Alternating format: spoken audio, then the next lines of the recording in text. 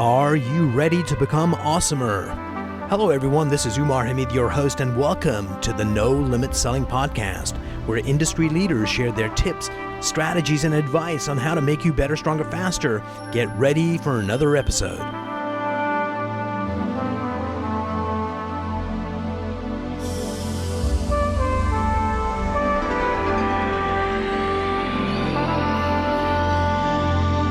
Today, I'm privileged to have Joel Harrison, musician, artist, creator, sitting down with me. Joel, welcome to the program. Thanks, Umar.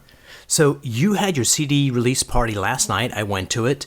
The CD is Angel Band, Free Country, Volume 3.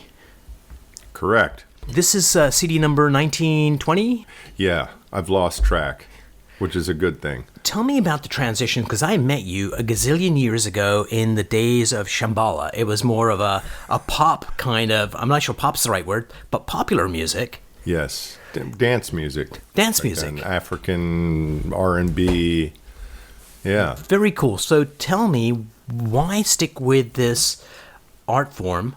Because, you know, it's brilliant in the movies, but living it day to day and bringing your soul out, letting other people share it, and some people embrace it, and some people don't. Why continue on the journey? Like, what's the passion for you? Well, the music I make now is more jazz-oriented, which is non-commercial music by any metric.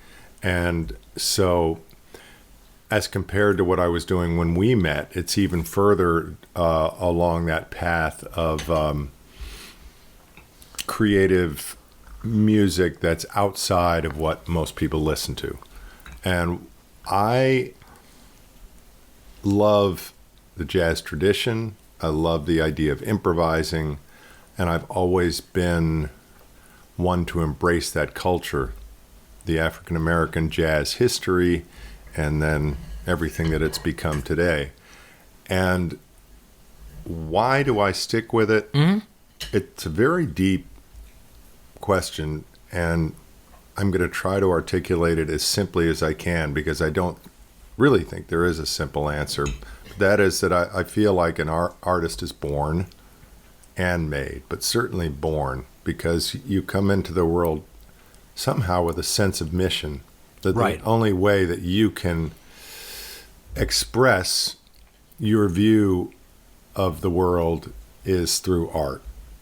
That is a more true thing than daily life. That, in other words, your perception of what's real is your art. And so when you have that sense of mission, and I say mission because it really is kind of a priesthood, because you have to stick with it despite all uncertainty, economic and the rest. The reason that you stick with it is sometimes unconscious and sometimes purely for the type of love that might be the same type of thing that attracts you to another human being. Joel, one of the things you said was that, you know, art is maybe a truer representation of what's going on inside. Yeah. So let me give you a data point, then I'll ask the question. Scientists cannot see black holes, but they can see light bend around it. And so that gives them a true representation of what's out there. What about the artistic expression do you think brings the truth out as opposed to other endeavors, like building a business or a family? Because they're also representations, but art somehow has a purer connection. What do you think that is? I don't think that it's necessarily more pure. Mm-hmm. That would be difficult to argue. I think that in the physical world, yes, building a business is full of the same type of challenges and insights that the artist world is, because you can be an artist and build a business. You can be a businessman and be an artist. Yeah, absolutely. Yeah, I don't think everybody looks at it that way, but I think the most creative ones do. So we all have a different canvas. Yeah, but art has a way of penetrating deep into the emotions in the spiritual world, which I think, is not always involved with creating a business. So last night I was talking to your bass player. Remind me his name? Jerome. And the question I was asking was, when you have someone that's dancing, you can get two dancers dancing, and one dancer is somehow tapping into the emotion of what they're experiencing, and that reflects out into what they create in the world. And because there's a true connection between what they're feeling and what they're expressing, that connects with other human beings. But when you're playing an instrument, how much does emotion play have an impact? Can emotion come through the instrument, or does it basically attenuate emotions? I think it depends on the performer. And I think that we all have the experience of listening to certain performers and having them perhaps move us to tears because of their transparency and ability to connect to the deeper world of feeling. So, as speaking for myself, I know that when I'm relaxed and tuned in and just acting as a channel of something bigger than myself, then I can feel something bigger than myself coming through me. So at that moment, can you think of a specific time that happened to you when you were on stage performing for yourself or for an audience? So think about a specific time. When you have that memory, let me know. Sure. So go back to that moment, and I want you to see what you saw back then, see the audience where you were, hear what have you heard. Are you an observer watching this? Almost like an out-of-body experience watching this happen, or are you deeply within? Like, what's the experience like versus just playing? Well, good question. There's a grid. Sometimes you're a little bit outside yourself, and you're feeling, wow, I'm a little bit tapped in here, right? And you're aware of it.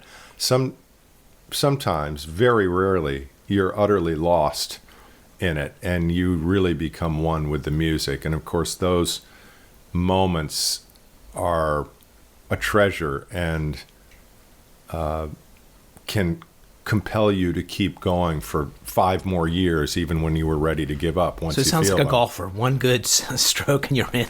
Well, it's almost like a mystical experience when that happens, but that's very rare. It's more that you just feel it. For me, you feel it a little bit, or maybe a little more, or not at all. So You're just kind of struggling with the instrument and just trying to make things happen. I was listening to this interview with a really famous author. I don't remember who, was a thriller writer. And he was talking to another writer, and he was saying, when I get stuck, what I do is I pick up a Robert Ludlum book.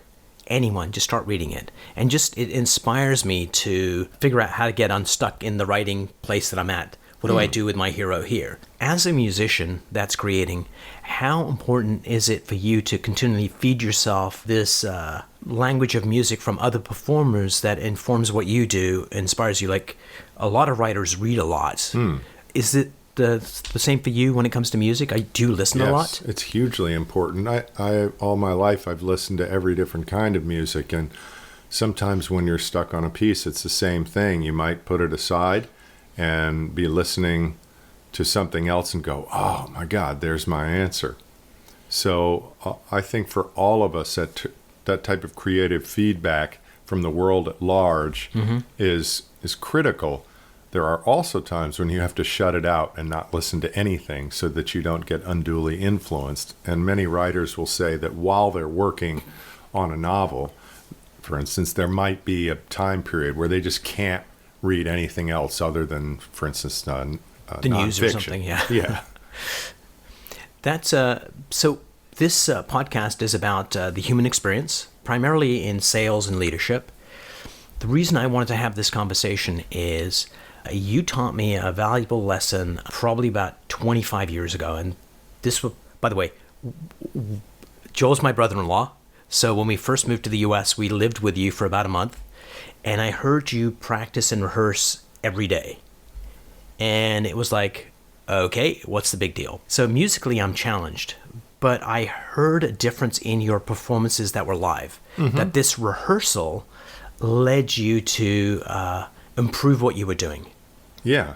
So talk to me about how important rehearsal is and sticking with this career that you've chosen without superstardom, but to keep on going. That tenacity is a critical element of success. And a lot of bands are overnight successes that'll tell you it was 15 years of playing in the worst bars. So talk to me about your relationship with rehearsing and the tenacity, and how you'd recommend other artists as well as business people just stick with it, keep on going. Yeah, I think this is true across the spectrum for anybody trying to actualize a vision in life. And starting a business is certainly that. That if you're sure of what you want, and I was, and I felt that I had lost a little bit of time in my younger years that I needed to make up for, so I was particularly driven at the time we met, then you need to set a regimen for yourself. You need to stay incredibly focused. Disciplined. I think you sometimes need a mentor, and at least in the arts, you might need teachers at various times. Yeah, and there's really no rest. Even when you're not doing it, you're thinking about it. And this period might last a few years, or it might last 20 years, but it's a sense of obsession that can even border on the unhealthy for people. And I think when it's working well, it means that all the parts of you are firing towards this one goal. And in a sense, you're a little bit blinded in a good way by the possibility of failure. So can you give me a particular moment in time for you where things aren't working out as well as they could? Because, sometimes when you're doing a performance, there could be 100 people in the room, and at other times there could be more people in the band than the audience. Can you tell me about one of those times where you were like, what the frick am I doing? Like one of those, I should give up if I was a sane person. Did you ever have one of those? Or did you have one of those where you kind of talked yourself out of it? Where it's like one of those... I have to laugh because I think most artists, except those who have attained some sort of stardom, will say this happens every other day. Many writers will be tearing their hair out in the middle of a book, and musicians, because we have to practice every day to kind of keep up and get better, we're just so often feeling like I'm terrible, or this is just pointless, or why. You have this sometimes agonizing and sometimes humorous conversation with yourself all the time, but you learn not to take it too seriously. So I guess what I'm looking for is, what's your strategy for transcending those moments so somebody else in another discipline would go, okay, here are the 3 steps I need to do in whatever profession I've got just to keep going. Like, what's your strategy? Can you articulate that? I think this has to do with monitoring your own mindset and your emotions. So when you have these moments, you just kind of let them slip away, and you go, I see the bigger picture, and I'm not going to take this part of myself too seriously. Number one. Number two, if I'm feeling that I'm drifting or working on something and not getting it, then this more negative mindset is going to compel me to just work harder and be more focused rather than drag me backwards. So you use that negative kind of stuff as the fuel to move forward? On my good days, yes. Yeah. We all have bad days, but then we just, as an artist, you just set the instrument down or you set the pen down and you go, enough. I'm not going to do this anymore today. I'm just going to let it go. And maybe, depending on your craft, you take 2 or 3 weeks off in a particular year or so. But generally, this is more akin to, say, a Buddhist meditator, where you have your practice and you show up to your practice every day. You have to. You don't always want to, but you you realize that this isn't about necessarily those momentary feelings of weakness or lack of discipline or laziness. It's about just showing up.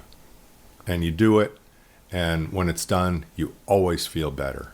Brilliant. In the business you're in, it is a business. So I'm holding a CD in my hand right now. So talk to me about the relationship between art and commerce. Like, what is that like for you? Well, I have a peculiar relationship to it because the music I do is non-commercial. Right. Jazz sales nationwide are smaller than any other kind of music, including classical music. So I sort of do what I do in spite of the lack of commerce. And of course, the music business has gotten worse and worse since I was a young man in terms of CD sales, etc. What many people do, including myself, is we do what we're passionate about, make our own music, but we also look for other income streams. Film scores are lucrative, teaching. And so one of your films that you did a score for went to the Oscars, right? Yeah. Tell me about that. It was pretty comical, actually, me being at the Oscars, because I was definitely kind of a fish out of water. But I would say that... And what was the movie? Oh, it was called Traffic Stop. You know, I looked at it all as a kind of a comedy show that I was attending, and I got to have a good laugh at. And seeing Jimmy Kimmel was hilarious. And I don't really take stuff like that seriously, I guess, because I've spent so many years outside of that commercial framework that I just don't, even if that movie had won, I would have felt like an imposter in that setting. And so I just looked at it as a delightful excursion into another world of fame and riches that was nice to visit, but I'll never live there. So you've done some collaborations with some prominent people? A couple, yeah. So tell me what that experience is like when you've got people coming in that are very talented. How do you collaborate? How do you create something that's larger than the sum of the parts? I think for all of us, creating as a team, which is what you're asking, is some sort of mixture of driving forward with your own vision and giving up your ego and realizing that you don't have all the answers and you need this person to fill in your weak spots. Right. And I think that's a great thing when it can happen. You notice that a lot of the greatest songs of our era, or many of them, were written by two people, songwriting teams. Right. Lennon and McCartney seem to fill each other's weak spots with their strengths and create something that was better than the sum of the parts.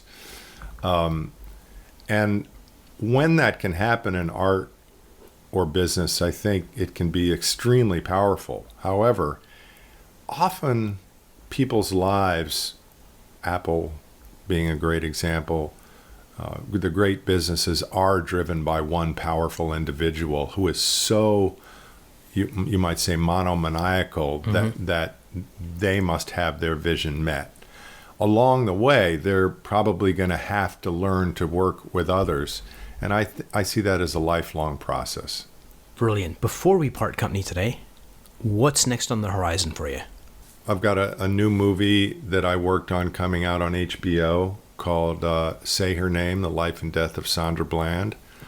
I've got a big band recording I'm going to be doing and for jazz big band, and I'm trying to finish a book, which has something to do with the creative process, the theme of the book. So, working title? My Beautiful Enemies. That is brilliant. Thanks, Joel. Thank you, Umar. If you enjoyed this episode, please go to iTunes and leave a 5-star rating. And if you're looking for more tools, go to my website at nolimitselling.com. I've got a free mind training course there that's going to teach you some insights from the world of neuro-linguistic programming, and that is the fastest way to get better results.